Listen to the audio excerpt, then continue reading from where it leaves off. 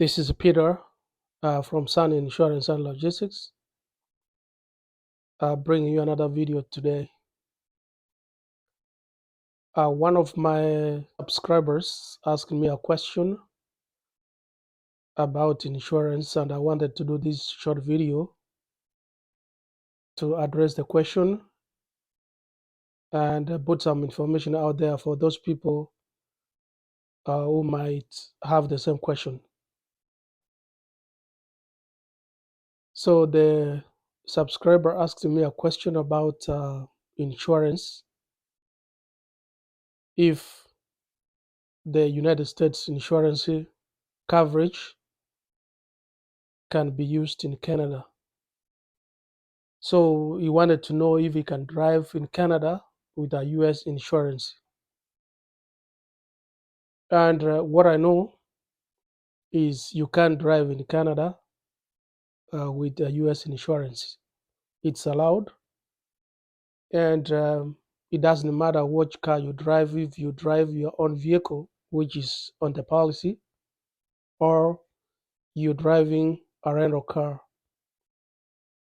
When you rent a car, either in the US or in Canada, what you need to do is contact your insurance agency. If you had insurance direct, you can call the carrier direct. I believe they have a number. Or you can call your insurance agent and discuss about your trip to Canada. But what's important is the government of Canada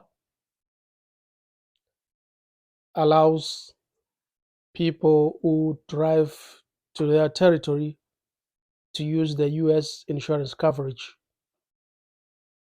And in case you are stopped by the Canadian authorities, sometimes when you close the border, they might ask you to show them proof of the insurance coverage. What they need is an insurance card, or they may need international card which shows you have international coverage.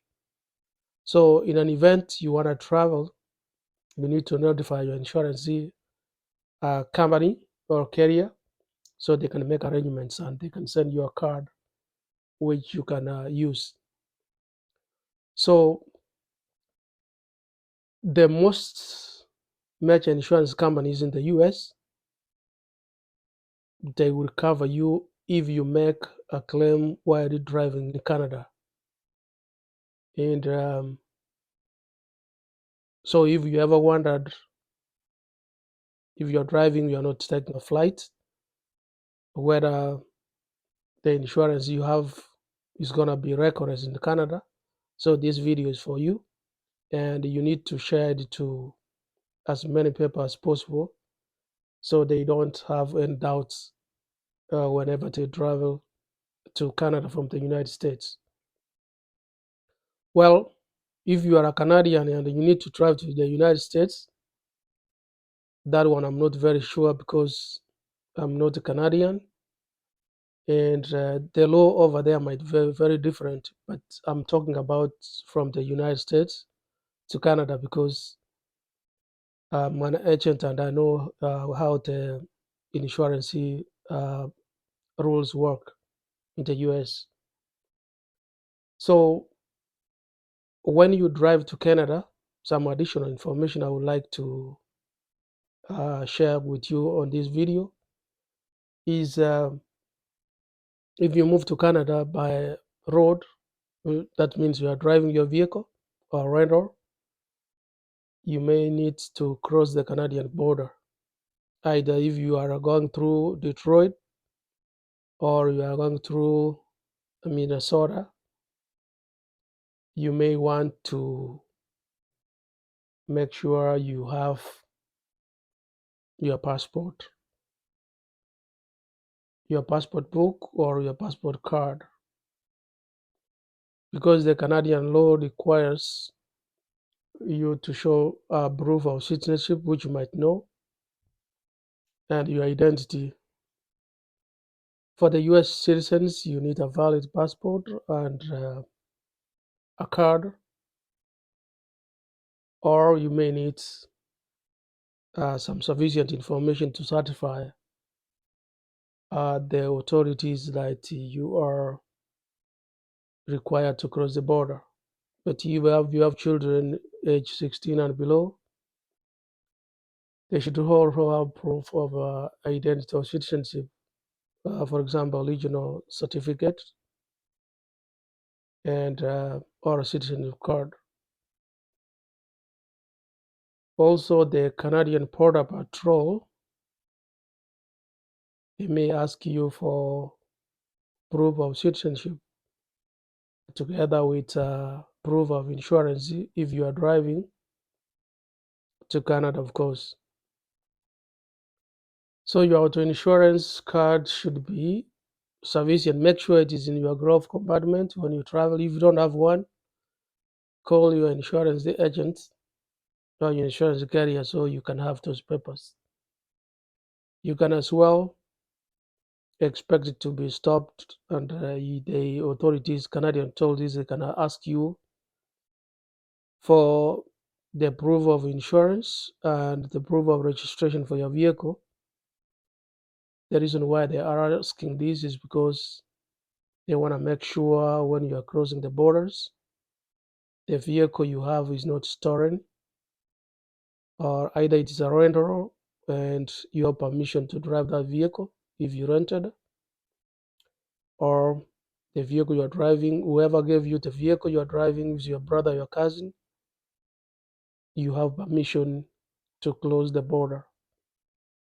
So very important, if you don't want to be delayed when you are stopped, make sure you have all the paperwork which shows proof that the vehicle you're driving is yours. So it's something you need to know. And if you already know, it's not something you need to worry about. So a tip I can give you is an American car insurance policy. It works the same way in Canada as it does in the United States. So your comprehensive car insurance, comprehensive and collision, and related limits, they still apply to damage. If your vehicle is damaged in an accident while in Canada, it will be honored the same way it's honored in the United States. So what about renting? If you are renting a vehicle, you go to Canada and you're in Canada and you decide to rent a vehicle in Canada. That one is also possible and is allowed. So what you do, if you are planning to rent a vehicle there, when you get there, what you do, you need to contact your insurance company, tell them you are in Canada and you need to extend the insurance coverage from your personal vehicle to a rental vehicle. And then they would ask you for the vehicle information and the company you're renting from. And then they will make arrangements and send you a card to show that the vehicle is covered with U.S. Insurance carrier. They also will have, when you are within the Canada border, they will extend that kind of insurance coverage there with the rental. Or if you don't get one, then you can have insurance coverage from the rental insurance agency you have in Canada. Now, a general question people might ask you, what about other countries, not Canada? If you're going to Mexico or you're driving to other territories outside the United States. So that one you have to check with your insurance carrier to make sure that the countries you are going to travel to they can extend those coverages. Don't assume like you have insurance coverage and then you drive from here to, let's say, Mexico, but you have to check with your insurance carrier to make sure the insurance extend to those territories. And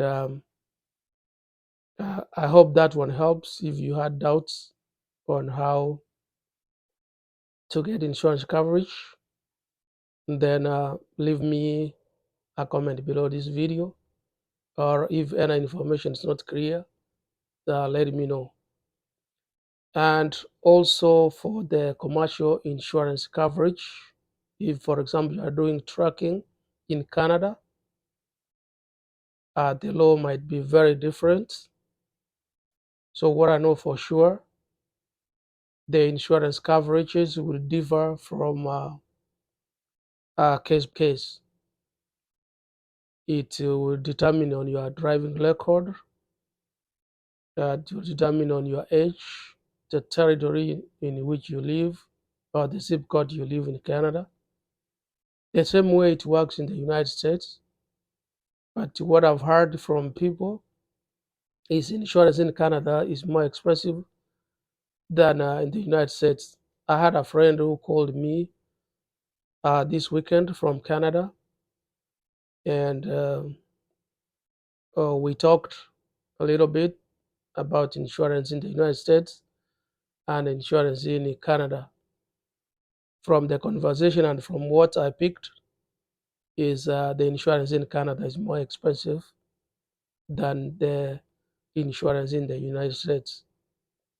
But overall, or regardless, you need to have insurance coverage if you have a permit to transport cargo across the United States and Canada, the border.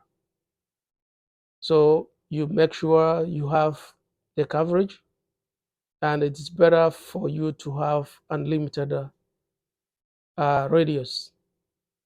If your radius is capped, let's say at 300, and you close through the Canadian border, you go to Canada and deliver a load, and if by luck you are in an accident and you file a claim, so what the insurance company looks is the radius of operation from your zip code.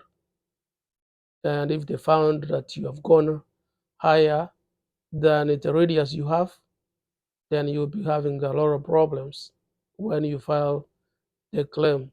Your claim might be denied, and they may increase your radius.